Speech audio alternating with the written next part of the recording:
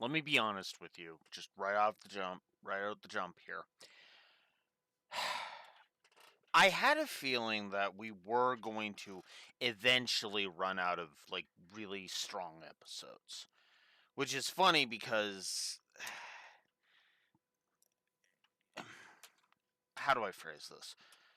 Well, I I guess I should have done the math, before this episode began, but we are, for all intents and purposes, let's see, one, two, four, five, six. We are 7 episodes in.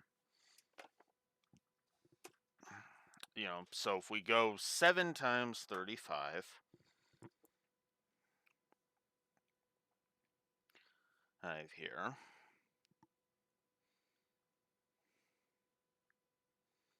Or 7 times 5, excuse me. No, 7 times 5, because it's so, of the 35 points that this arc could possibly have garnered, for the standard thing. Because again, we're just we're just making it, we're because I use the grading system, right? So if we look through all of this, let's see, 5, 10, 14,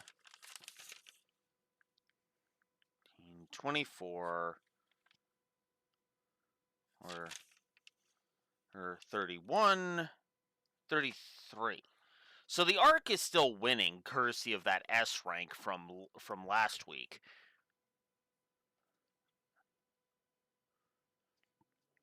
Right? Courtesy of that S rank from last week. But this is the first kind of episode that I feel is. Well, there's no nice way to say it. I think this episode sucks. Obviously, it's not a rant view. Nowhere near a rant view status. Holy crap! But the shining definition of a D rank episode is effectively a 2 off, right? The 1 off, 2 off, 3 off kind of concept. This is effectively a 2 off. If this had been any, if two things had been even worse than they were, and there was an extra oomph to drag it down, this easily would have been, this easily could have dipped into rampy territory, but it's not, because this episode doesn't really. This episode does piss me off, but I don't think it's quite. It doesn't quite get to the same levels of fuck this fuck this episode that other episodes have hit for me, right? Episodes like the Rebecca, the Rebecca's debut 2-parter, the Wrath of Rebecca 2-parter, the Mind Game, Lights Camera Duel, Mechanical Mayhem, etc., etc. Those episodes honestly insulted my intelligence. This didn't insult my intelligence. This actually gave me a couple of things to think about, and to process, and to think, and to engage my brain. But I don't feel like this reaches the heights of what this show is capable of, and indeed what this arc is capable of doing. Right? This arc will end in light. Hey, the title of the sub episodes is not lying about that. The story will end in light. But whoo boy, is this a stumbling block. Because honestly, the biggest crime of this entire episode is that it's completely and utterly forgettable, in my opinion. Completely and utterly. Like I don't want to go so far as to say it's hot garbage, because again, that's usually I usually reserve that kind of idea for rant view. But this episode was boring to sit through. This episode promised me an episode to be an episode about Kisara. You know, to be about the blue eyes and how powerful it is, and Seto's connection to it, and yada yada yada. We get one scene with Kisara. Well, okay, sorry. Technically, two scenes with Kisara. One scene explaining why Seto is obsessed with the White Dragon or has any kind of a reaction to the White Dragon whatsoever, and that's it. That's all we get. It for an episode that's where both the sub and the dubs titles suggest that we're going to be focusing on Kisara. This episode doesn't focus on Kisara at all. This episode doesn't even focus on Seto that much, even though he does take up a good chunk of the episode. But it felt like this episode wasn't about anything. This episode spent more time with the gang being ghosts in the world of memories than it did with Kisara. Alright, like we literally don't even encounter Kisara at all until right before the interlude, right before the midpoint of the episode, with the spinning Millennium Puzzle. That's bullshit. Instead, we have to waste like several minutes on the stupid "we're hungry and here's Babasa." That's a gag that we could have put in any episode, or had it actually like not be that fucking long. Like seriously, the Bobasa stuff literally lasts like 3 to 4 solid minutes, and it's like, what? Why? Why is it so long? Right? I feel like the gang's antics should have been like 2 minutes at the beginning of the episode. You know, we should have started on them. We've made it to the world of memories. Okay, cool. Well, they leap off, and then it's like, what the heck are we doing? And then we cut over to the sad scene with Mahad, Soul still in the tablet, and Isis being a complete and utter bitch to Mana in the sub. That that actually pissed me off a little bit. Because effectively, like, because the first part of what Isis says makes perfect sense, right? In the sub, nobody can summon him until he rests, until he recovers his energy, and blah blah blah blah blah, right? And then she goes on to say, you don't have enough Heka power in order to see him. You need to get stronger in order to see him. And I'm just sitting here like, I'm sorry, what? No. What needs to happen in order for Mana to see Mahad again is for the Dark Magician tablet to be put into Tem's shrine. And then Tem does what he's done multiple times throughout this entire series and call forth the Dark Magician. That's what needs to fucking happen. You don't need this fucking garbage of if you need to become more powerful in order to see Mahad again. What the fuck was that? What the fuck was that? I'm actually more angry at that than I thought. God damn. I was like, I was sitting here like, wait, what? Like, at least in the dub, they try to play it up like because Mana is effective in the dub is effectively begging a Tem to revive Mahad basically, and Isis comes in and is like, no. Mahad's soul is not dead. His soul is just transformed, right? His soul is very much alive. But you need to stay strong. You need to get stronger so that you can keep becoming powerful, right? To keep living on his, going through his legacy.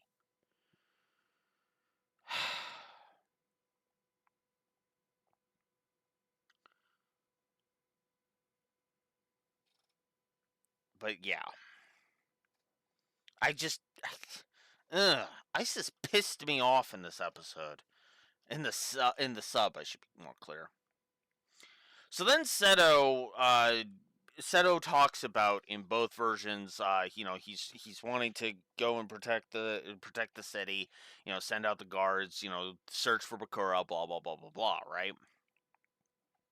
In the dub, Seto plays it up as if it's for security purposes, right? Nobody can really be trusted, which I have to agree. As awful as this sounds, that makes a large degree of sense.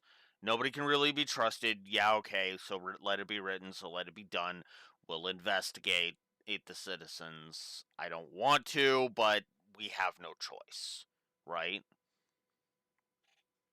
Which also plays into the stupid crap of Atem, Atem supposedly being evil, but it's like, no, that's pragmatism. That's not evil. That's not being evil. That's pragmatism. There's difference, you know. So and so Seto sets out to go ahead and try to effectively find powerful cause that they can use against Bakura. Now, Akhenaten is against this because he is claiming that Seto is effectively going to start locking up the innocent. Effectively, right? That's only kind. That's not kind. I mean, that's kind of true, but kind of not at the same time. The thing is that I feel like if this was anywhere else other than ancient times, abuse of power kind of thing, I feel like this would have been a simpler solution. Find me powerful souls so that we can recruit them to be soldiers. Call it a quirk, but I think an army of summoners is better than 5 guardians in the Pharaoh, Oh, now I know for some it's like, well, do we have enough Diadyunks? It's like, can't you make more? And even then, it's like, even if you have people where they have just one Ka, if it's a powerful Ka and they're not criminals, then there you go. I mean, I know it's supposed to be the whole the monsters feed on the shadows and shit, but again, if you can channel your darkness and use it for good purposes without being consumed by it, fuck it, why not? Right? Luke Skywalker. Hucker. Hucker. Need I say more? Well, okay. Well written Luke Skywalker, but I don't want to get into a debate on that. Right. I don't like the way Luke was in the sequel trilogy. I do actually think he was written out of character. I do honestly think he was written out of character. Sequel trilogy Luke Skywalker is not Luke Skywalker to me, my opinion. I don't want to get into a debate on that. I really don't want to get into that. Not right now. Oh. Hold on. That'll be a funny parallel in a future episode that I just realized, but whatever. Ever. So the White Dragon. So Seto is warned about the White Dragon. Yada yada yada. Then they encounter. Then the gang run into Priest Seto when they try to protect Kisara unsuccessfully because them being unseen makes no fucking sense. I'm just gonna go ahead and say that. I honestly really do feel like this should have been more of a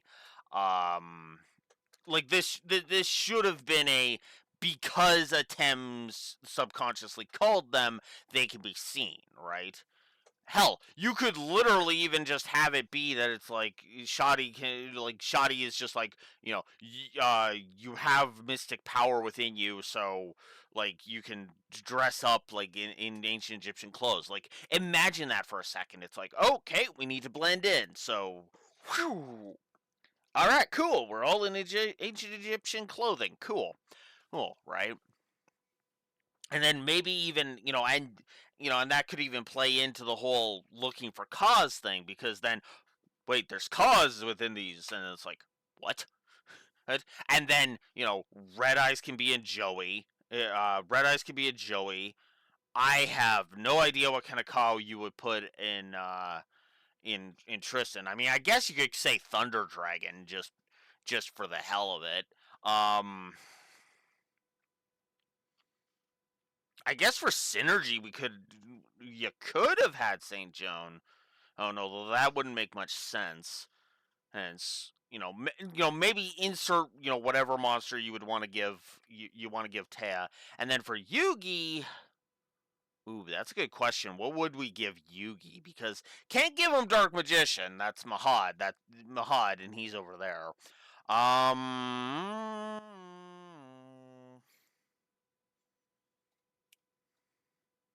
I think I know one to give Yug. Oh, Yug, Chaos Soldier. Just give him the Chaos Soldier. I mean, granted, honestly, pick a monster from his deck at that point. You could even give him Silent Swordsman, just as to kind of play into the synergy of later. But I digress. Or maybe give him two, make him special. He has Silent Magician and Silent Swordsman, because every good protag should have a ridiculously hot waifu monster, right? Sorry, I'm being dumb. I don't think Yusei had one actually. Now that I'm thinking about it, because obviously Jaden had Bracinatrix Hicks. Yuma had Gaga Girl. Earl, though, depending on how young. Well, then again, Yuma was young, so shrug, I guess, at that point. Right. There's probably a few you could pick from with Yuya and Yuya. I'm getting way off topic. Let's circle back. Anyways, and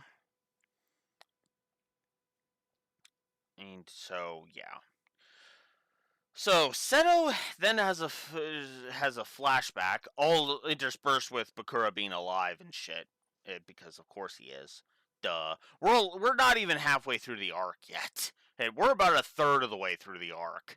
He's not dead yet. You know. Um. So. And so then Seto has a flashback to when he rescued Kisara and then his village was burnt, with the goons that did torched his village and supposedly killed his mother, uh, having been destroyed by the White Dragon. Ooh, excuse me. So that happened. So that was cool. And yeah, then he comes to realize it. And I gotta be honest with you, the flashback for me is ruined by the voice acting in the dub, and the music choice in the sub kind of ruins it, because in the sub, the music during that bit is pretty. It sounds triumphant, like we're supposed to be cheering that the White Dragon torched the goons, but it's like, okay, but no. Like, I'm sorry, but no. I mean, it's a good moment for. Don't get me wrong. The flashback is necessary. I'm not saying expunge the flashback. I'm saying re-edit the flashback, heck, to be better. But that's beside the point. But yeah, that is all I've got for this one. This, like I said, this was a disappointing episode. This episode sucked. I I suppose it was in hindsight.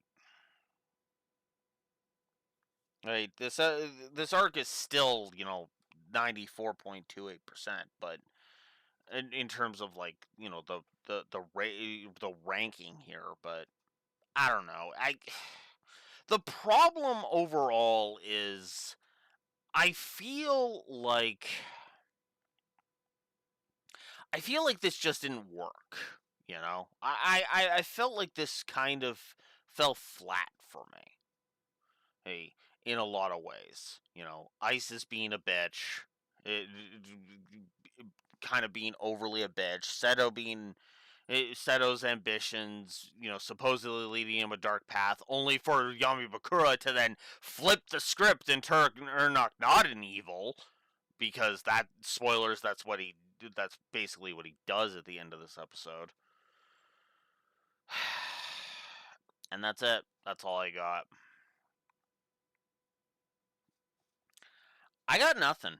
on this episode, honestly. This episode was a giant nothing burger, and I didn't care for it. The first episode of the arc that I actually did not care for. I admit from memory this episode was someone that I always forgot existed, and I can kind of see why. I never remember this episode, and it's for a damn good reason. It's because this episode is utterly forgettable and not very good, my opinion. We'll see if that continues later, but it continues as we go. But next week, I'm curious about next week because next week is apparently the origin of the Millennium items. So, yeah. Heh. See you there, guys.